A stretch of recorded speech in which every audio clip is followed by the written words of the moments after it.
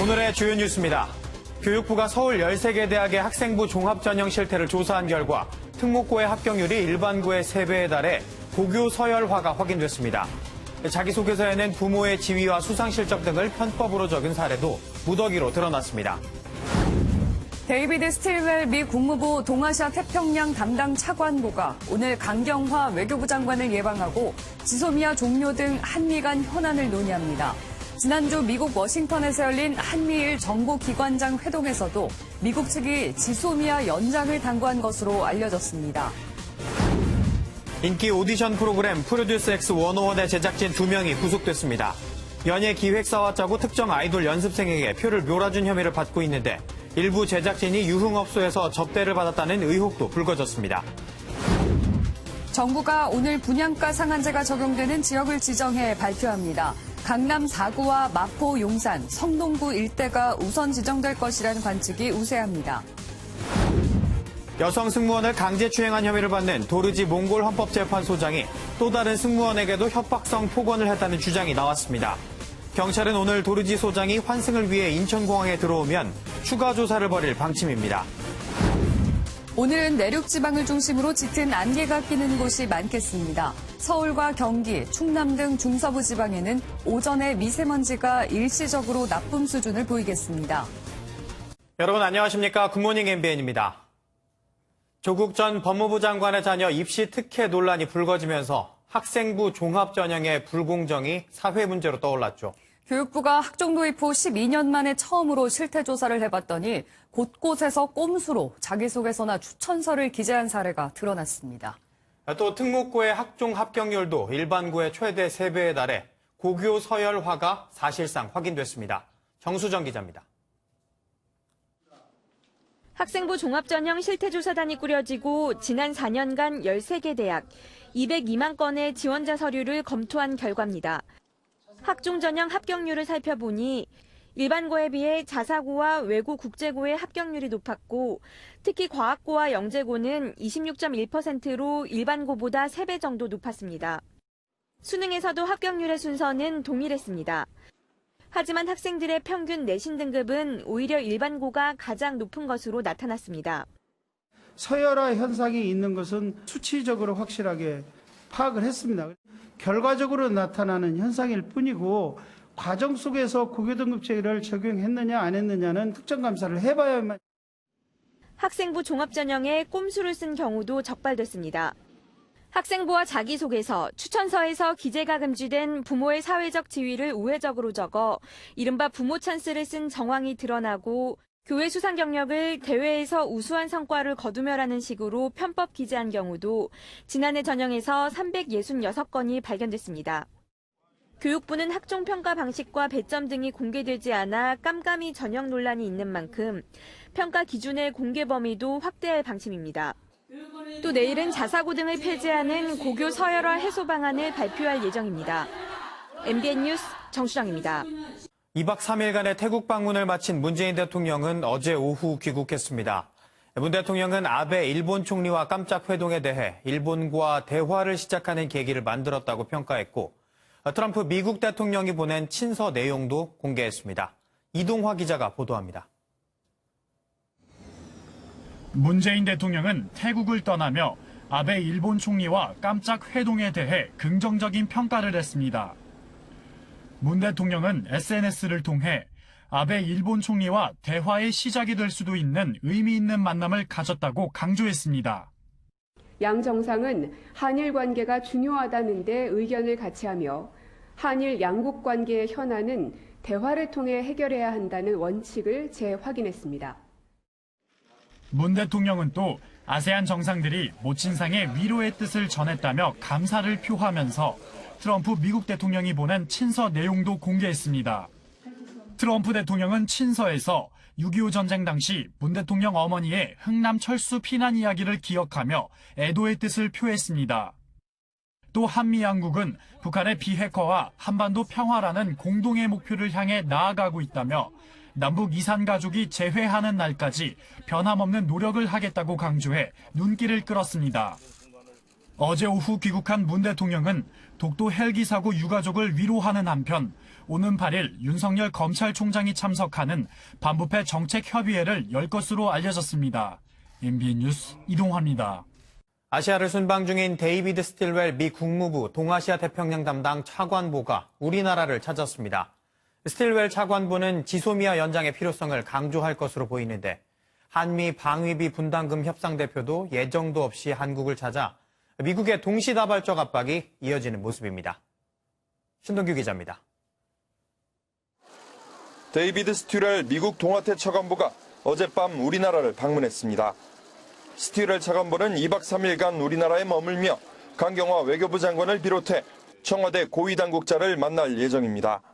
스틸웰 차관보는 지난 26일 일본에서 지소미아는 미국에도 일본에도 그리고 한국에도 유익하다고 밝힌 만큼 이번 방안에서도 한일 갈등 중재보단 지소미아 종료 재검토를 압박할 가능성이 큽니다. 호락호락하게 이렇게 좀 재고해달라 이런 식으로 나오지는 분명히 않을 거거든요. 어떤 걸 카드를 갖고 나오면서 이 지소미아를 이야기할지. 이런 가운데 제임스 드하트 미국 측 제11차 방위비 분담금 협상 수석 대표도 어제 오후 우리나라를 방문했습니다. It's nice to be here. 국회와 한국 언론을 만나는 등 개인적인 일정이라고 하지만 지소미아 종료를 앞두고 한국을 찾은 만큼 그 배경에 관심이 쏠리고 있습니다. 한편 다음 달 중국 수촨성에서 한중일 정상회의가 열려 수출 규제와 지소미아 문제로 팽팽히 맞선 한일 관계에 중요한 변곡점을 만들어낼 수 있을지 주목됩니다. MBN 뉴스 신동규입니다. 몽골 헌법재판소장이 대한항공 승무원을 성추행한 혐의로 오늘 우리나라로 입국해 조사받을 것으로 보입니다. 이런 가운데 앞서 조사에 들어갔던 우리 경찰은 소장이 면책특권을 주장하자 확인도 없이 석방을 해줬던 것으로 알려져 파장이 커지고 있습니다. 김순철 기자가 보도합니다. 지난달 31일 몽골 울란바토르에서 인천으로 향하던 대한항공 여객기 안에서 승무원 2명이 성추행을 당했습니다.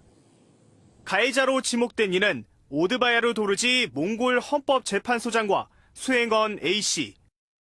도르지 소장은 통역에 나선 몽골 국적 승무원에게도 몽골에 돌아가면 가만두지 않겠다라며 폭언을 한 사실도 추가로 알려졌습니다. 피해 승무원들은 당시 기분이 나빴다며 강력한 처벌을 원하고 있습니다. 또 이들뿐 아니라 대한항공 소속 몽골 국적의 다른 승무원들도 심리적으로 불안함을 호소하는 것으로 전해졌습니다. 하지만 몽골 헌법재판소 측은 뒷좌석에 있던 몽골 남성이 용의자일 가능성이 있다며 혐의를 부인하고 있습니다. 이들이 면책특권 대상인지 확인하지도 않고 석방한 경찰은 당시 잘못을 인정했습니다. 면책특권에 대한 부분을 확인하는 과정이 좀 미흡했습니다. 원칙적으로는 외교부에 문의하도록 매뉴얼에.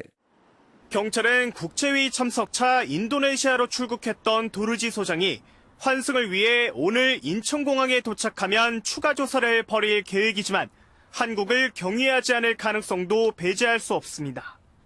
MBN 뉴스 김순철입니다. 분양가 상한제를 재건축, 재개발 등 민간으로 확대하는 첫 대상 지역이 오늘 발표됩니다.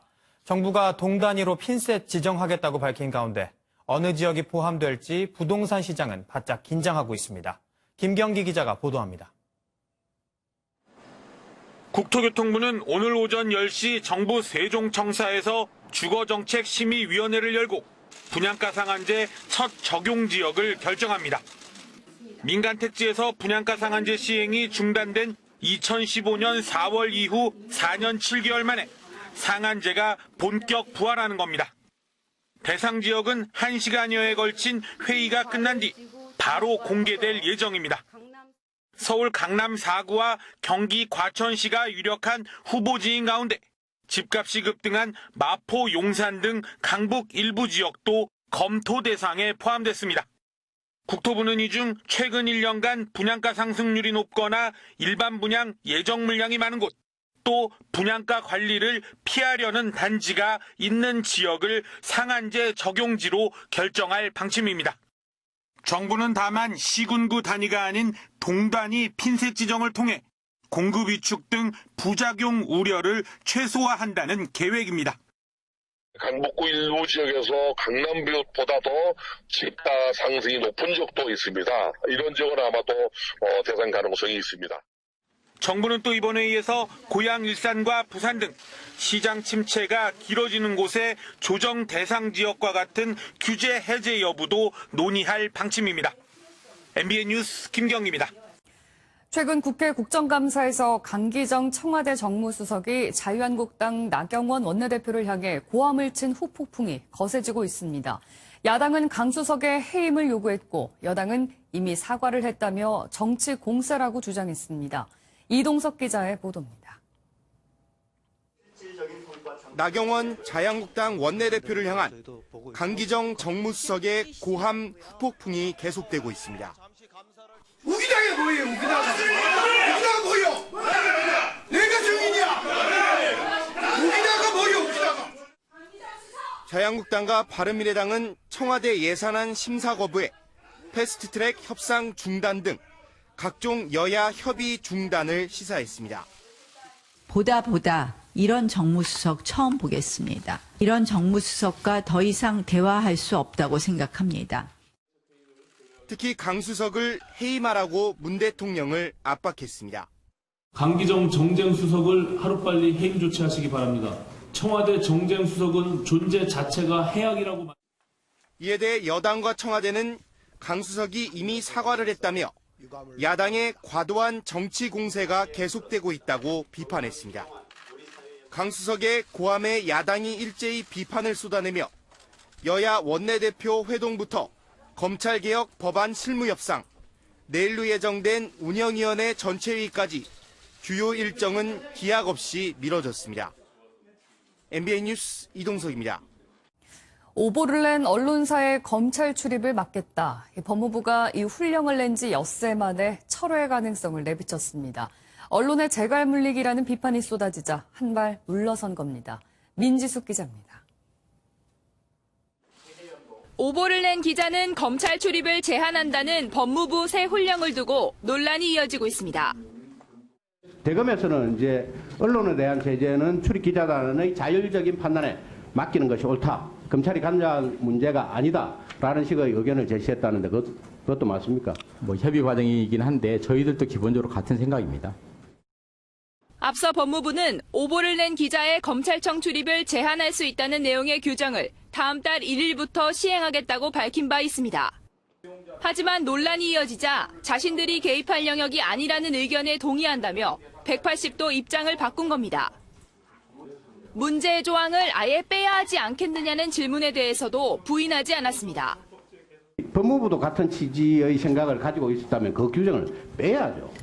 그리고 한상혁 방송통신위원장 역시 해당 조항이 취재의 자유를 본질적으로 제한하는 측면이 있다는 입장을 밝혔습니다.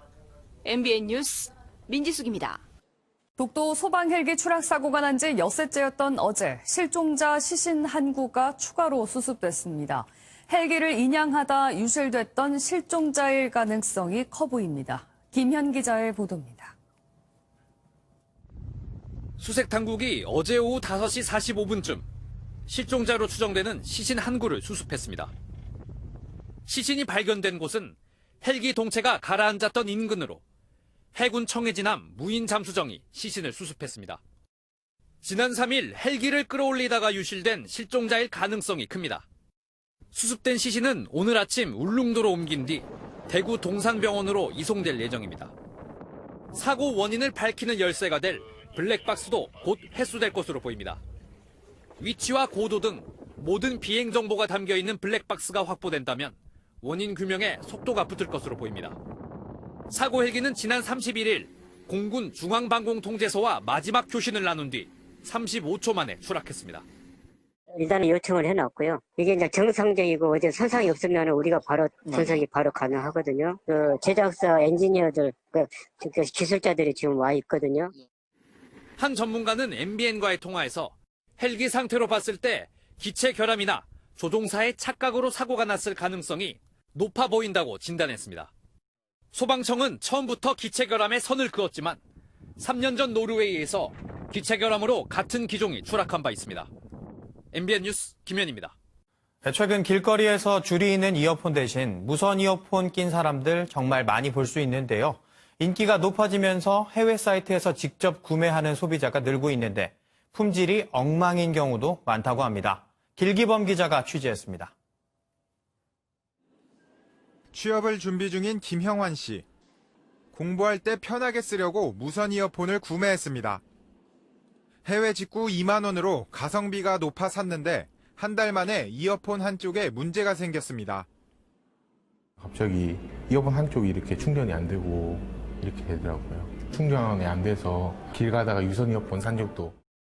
최근 무선 이어폰 인기가 높아지며 해외 사이트에서 직접 구매하는 경우가 늘고 있는데 김 씨처럼 피해를 호소하는 사람도 적지 않습니다. 올 상반기에만 100건 넘는 피해 사례가 접수됐는데 품질 불량 불만이 가장 많았습니다. 이어폰은 오지 않고 아예 해외 사이트가 없어진 경우도 있었습니다. 소비자원은 구매 전 반품 기준을 확인하고 구매 후 피해가 발생하면 카드 승인을 취소할 수 있는 차지백 서비스를 이용하면 도움이 된다고 조언합니다. 거래 내역이나 본인이 주장하는 어떤 거래상의 문제점들에 대해서 충분히 입증 자료를 준비해서 신청하시면 좋습니다. 특히 이번 달은 블랙 프라이데이와 광군제로 해외 직구가 크게 늘어나는 시기인 만큼 구매 전 해당 사이트의 신뢰도를 확인하라고 당부했습니다. MBN 뉴스 길기범입니다. 국민 준대형 세단의 대표 주자죠. 그랜저가 3년 만에 부분 변경한 모델을 내놨는데 인기가 좋다고 합니다. 하지만 업계 1위 현대기아차만 그나마 사정이 나을 뿐 국내 완성차 업체들은 생존을 걱정해야 할 정도로 부진을 면치 못하고 있습니다. 차민아 기자입니다. 현대차가 이달 중순 출시하는 새 그랜저입니다. 기존 차를 부분 변경한 모델이지만 신차급으로 바꿨다는 게 현대차의 설명입니다. 돌풍을 일으키고 있는 기아차의 K7과 한판 대결이 불가피한데 일단 사전계약 첫날 역대 최다 기록을 세워 초반 분위기는 나쁘지 않습니다. 하지만 현대차를 포함해 자동차 산업이 직면한 대내외 상황은 녹록지 않습니다. 글로벌 경제 침체 우려에 한일 갈등 상황, 한 발 물러나긴 했지만 미국의 수입차 고율 관세 부과 여부도 아직 장담할 수 없습니다. 업계 1위의 현대기아차는 그나마 사정이 나은 편. 생산 시설을 폐쇄한 한국 GM은 물론 간판 모델인 SM5를 단종하기로 결정한 르노 삼성, 구조조정 여파를 벗어나지 못하는 쌍용차까지 마땅한 신차가 없는 데다 본사의 수출 물량 확보도 쉽지 않아 최악의 생산 절벽이 우려됩니다. GM이나 르노 같은 경우는 신차 출시 상당히 늦고 적극성이 떨어지고 혁신성이 떨어지다 보니까 경쟁력이 상당히 좀 어려운 상황이고 글로벌 자동차 업체들이 자율주행차와 인공지능 등으로 빠르게 사업을 재편하고 있어 국내 완성차 업계의 분위기 반전이 시급해 보입니다. MBN 뉴스 차민아입니다. 트럼프 미국 대통령이 민주당 주요 대선 주자들과의 가상 양자 대결에서 여전히 뒤지고 있다는 여론조사 결과가 나왔습니다. 특히 백인 저항력층과 무당파의 이탈이 두드러지는 것으로 조사됐습니다. 보도에 장명훈 기자입니다. 트럼프 대통령이 민주당 주요 대선 주자들과의 가상 양자 대결에서 모두 패배했습니다. 유력 민주당 대선 후보인 조 바이든 전 부통령과는 56%대 39%로 17%포인트 격차를 기록했고 엘리자베스 워런 상원의원과는 55%대 40%, 버니 샌더스 상원의원과는 14%포인트 차이로 뒤졌습니다. 민주당 후보 4, 5위권과의 대결에서도 승기를 잡지 못했습니다. 지난 대선 당시와 비교하면 백인 저항력층과 무당파의 이탈이 두드러진 결과입니다. 워싱턴 포스트는 무당파가 민주당 지지층으로 이동했다며 미 하원에서 진행 중인 탄핵 조사가 지지 성향 변화에 영향을 미쳤을 가능성이 크다고 봤습니다. 또 이런 흐름대로라면 민주당 후보가 300만 표 이상 앞설 수 있어 지난 대선 때처럼 전체 득표율에서 뒤지더라도 선거인단 수에서 이겨야만 재선을 바라볼 수 있다는 분석입니다. 하지만 트럼프 대통령은 재선을 여전히 자신하고 있습니다. The media and the Democrats have launched an even more brazen assault on our nation with a deranged, hyper-partisan, Impeachment with judge. Impeachment. Think of it. 미 대선까지 앞으로 1년. 민주당이 승기를 이어갈지 트럼프 대통령이 여론조사 한계를 극복하고 반전을 이뤄낼지 주목됩니다. MBN 뉴스 장명훈입니다. 멕시코에서 이동 중인 차량을 겨냥한 무차별 총격으로 어린이를 포함해 미국인 9명이 숨졌습니다. 마약갱단이 라이벌 조직 차량으로 오인해서 벌어진 일인 것으로 추정되고 있습니다. 박통일 기자입니다. 차량 한 대가 앙상한 뼈대만 남긴 채 불에 탔습니다. 곳곳에는 무차별 총격을 받은 흔적이 뚜렷합니다. 총격 사건이 발생한 건 지난 4일 미국 국경과 접한 멕시코 북부 치와와주입니다. 미국과 멕시코 국적 일가족이 세 대의 SUV 차량을 타고 이동하던 중 갑작스런 총격을 받았습니다. 이번 총격으로 차에 타고 있던 갓난아이와 어린이 6명을 포함해 9명이 사망했습니다. We just can't believe that this actually happened to our family. It just seems like a bad dream.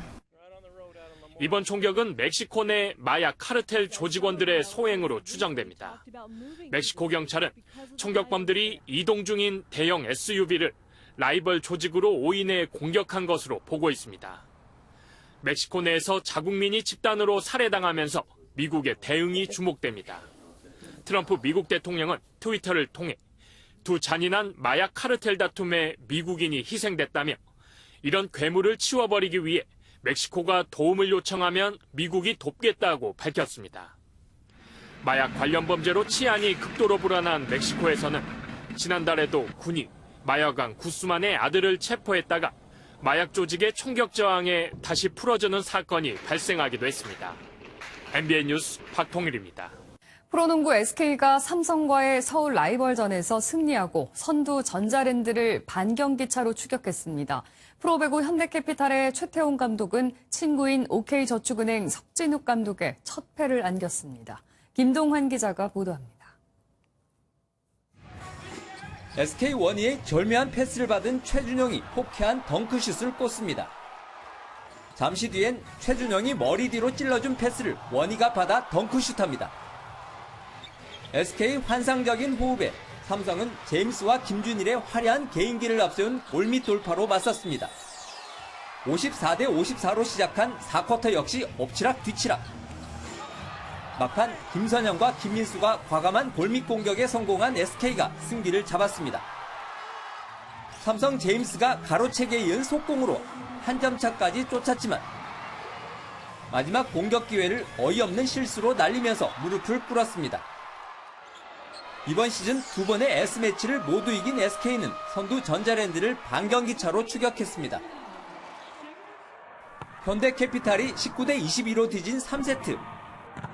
OK저축은행의 공격을 최민호가 연거푸 블로킹으로 막아내며 턱밑까지 추격합니다.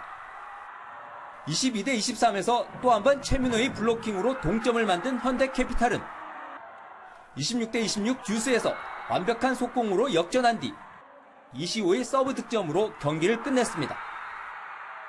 올해부터 OK저축은행을 이끌며 5연승 돌풍을 일으킨 석진욱 감독은 초등학교부터 프로까지 20년 넘게 한솥밥을 먹었던 친구 최태웅 감독에게 첫 패배를 당했습니다. MBN 뉴스 김동환입니다.